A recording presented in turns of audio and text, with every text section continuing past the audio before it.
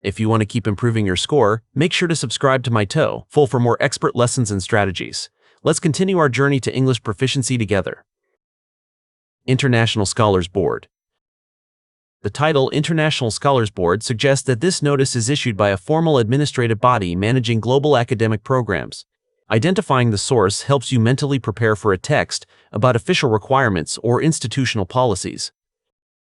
Study abroad grant verification. All undergraduate students applying for the semester exchange program must confirm their destination and financial status through the Central University portal before next Wednesday. This sentence outlines the initial requirement for all undergraduate students who are participating in the exchange. Applicants should then download the International Medical Insurance Form and have it verified by a licensed professional at the campus wellness office. Finally, you must upload the scanned document and your passport copy to the official submission folder to finalize your funding request. The final instruction is to upload the scanned document to a specific folder. The word "finally" signals the last stage of the sequence, which is necessary to finalize your funding request and secure the grant. What type of organization issued the notice? This question asks us to identify the type of organization that issued the notice. To find the answer, we should look for clues in the text that mention specific facilities or systems that belong to a particular institution. Let's take a closer look at option A. A university exchange office. Now, let's examine option B. A regional history museum. There is no evidence in the text connecting these instructions to a history museum. The focus is on student grants and medical verification, not cultural exhibits, so we can eliminate this. Let's evaluate option C together. A local travel agency. While a travel agency deals with international travel, it would not manage a central university portal or have a campus wellness office. This is a distractor that focuses on the theme of travel rather than the actual issuer. Here's option D. Let's break it down. A professional medical board. Although the text mentions a licensed professional for medical forms, the notice is about a grant for scholars, not about medical licensing or professional standards. Therefore, this option is too narrow and incorrect.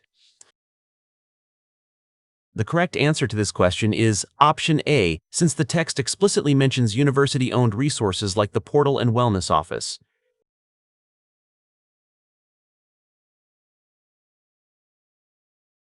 How can the customer-student user complete the process? This question asks how the user can complete the process.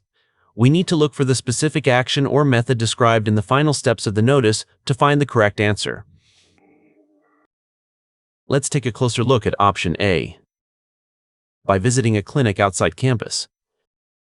The text specifies using the campus wellness office, so outside campus is a contradiction. We can safely eliminate this option because it misidentifies the location. Now, let's examine option B. By mailing physical passport copies. The notice requires the student to upload the document, not use mailing for physical copies. This option changes the method of delivery, which makes it incorrect. Here's option C. Let's break it down. By calling the wellness coordinator. Let's evaluate option D together. By using a website and uploading files.